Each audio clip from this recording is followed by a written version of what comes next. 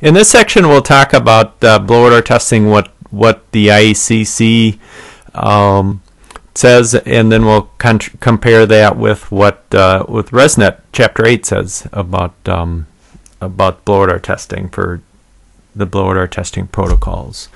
So the IECC 2012 IECC says the building shall be tested and verified as having an air change rate not to exceed 5 air changes per hour in zones 1, 2, or 3 air changes per hour in 3 through 8.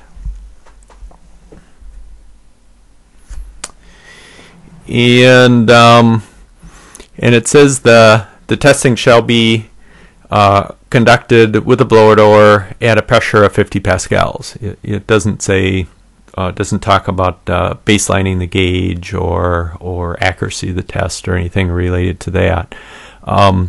It says where required by a code official, testing shall be conducted by an approved third party.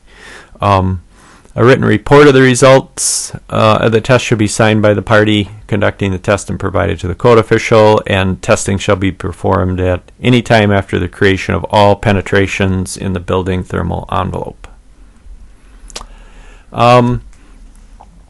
RESNET Chapter 8 says there's 3 acceptable tightness test procedures: single point, multi-point, repeated single point tests. And each of these 3 test procedures has a method of determining the accuracy of the test.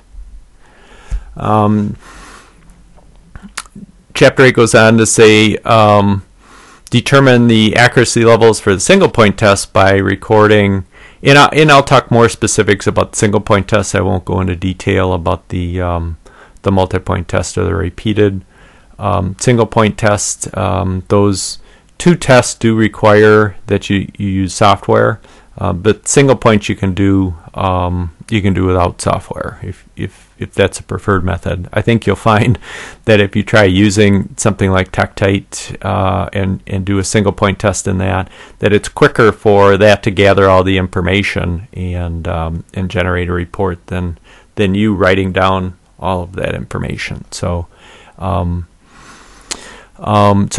it has you do is record 5 10-second averages, and you determine the difference between the highest and lowest of those 5, and if the difference between the lowest and highest is less than 5%, then you have a standard level of accuracy. If it's greater than 5 pascals, you have a reduced level of accuracy and have to add 10% to your blower door reading. If you do have greater than 5%, you've got a couple of options. You can do a longer time averaging period.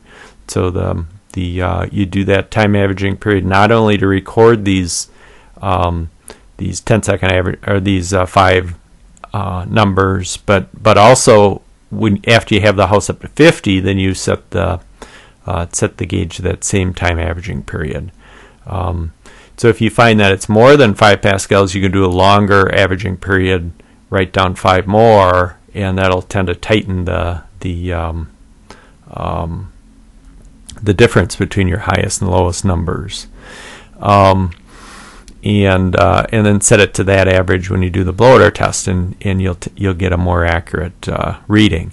If it's greater than 10 pascals, you can't use this test method, and you need to use one of the other 2 test methods. And then it also states the accuracy of the gauge that must be within 0.1 pascal, and it must be able to read out to an accuracy of 1 CFM.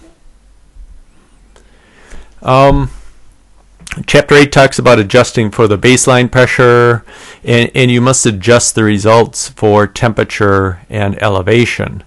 If the temperature difference is greater than 30 degrees, temperature difference between inside and outside is greater than 30, then you need to use charts or software to make that conversion. So some areas of the country you may not have more than 30-degree temperature, but in Minneapolis we surely do. And elevation, if you're greater than 5,000 feet, then you need to use a formula to convert. So these are density corrections, and you can find if you have temperature difference, like when we get below 0 in Minnesota and up to 100 degrees in the summer, difference between the summer and winter tests can be close to 8%. So those are significant differences, and if you get in high elevations, it can make a pretty big difference too. So, you know, if you're close to your target of 3 air changes per hour, it can be enough to pass or fail you, depending on that correction. When you do that correction, setting up the building in the 2012 IECC, which is very similar to the 2009. It talks about exterior windows, doors, fireplace, stove doors shall be closed but not sealed beyond the intended weather stripping or infiltration control measures. Dampers, including exhaust intake, makeup air, backdraft, flue damper shall be closed but not sealed beyond the intended control measures. So, interior doors, if installed at the time of the test, shall be open. Exterior doors for continuous ventilation systems and heat recovery ventilators shall be closed and sealed.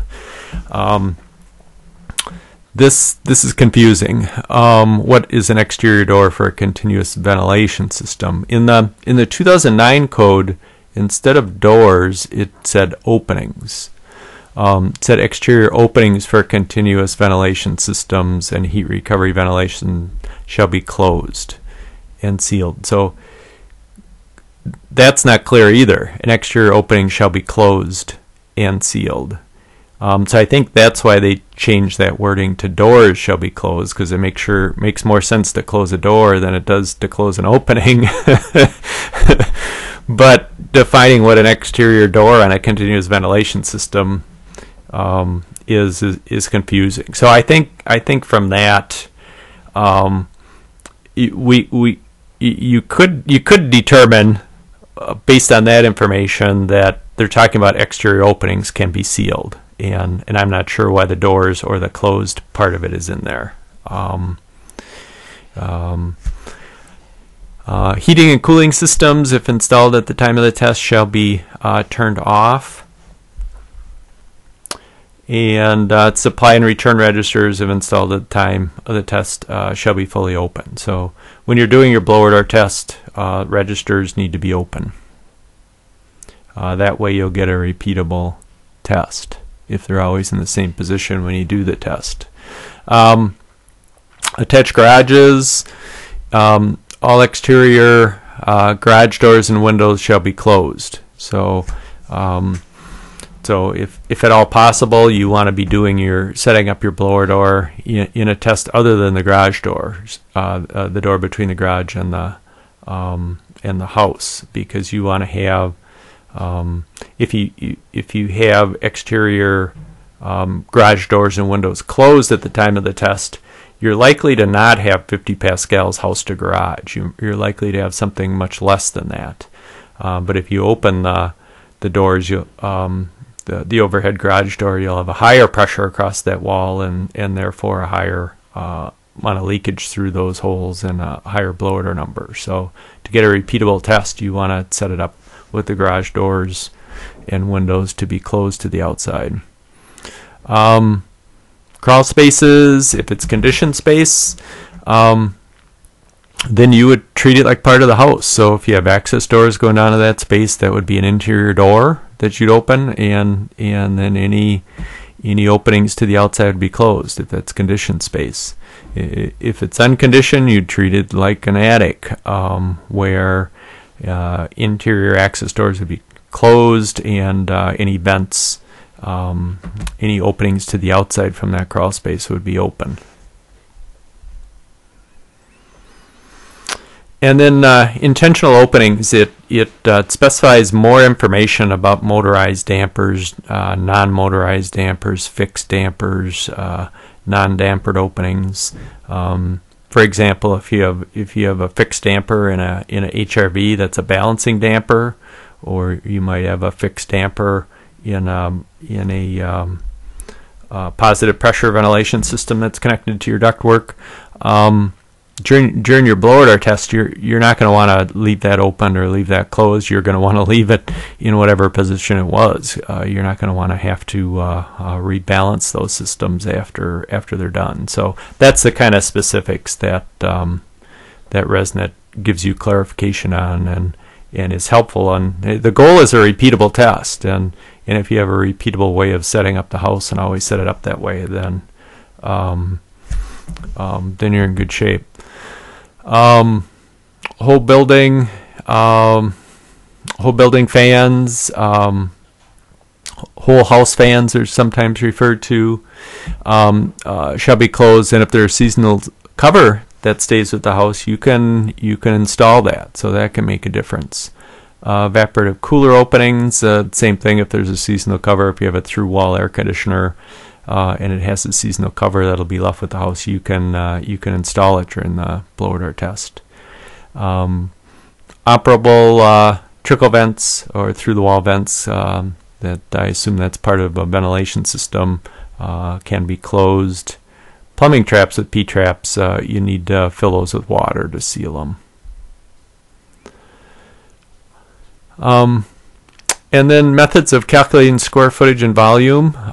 Square footage is important when you're calculating your duct leakage percentage, and volume is important when calculating air changes per hour. And IECC doesn't reference a method on calculating those things. RESNET does refer to an ANSI standard for floor area and a definition, clear definition of volume. And the ANSI standard, for example, talks about taking floor area from the outside of the building rather than inside.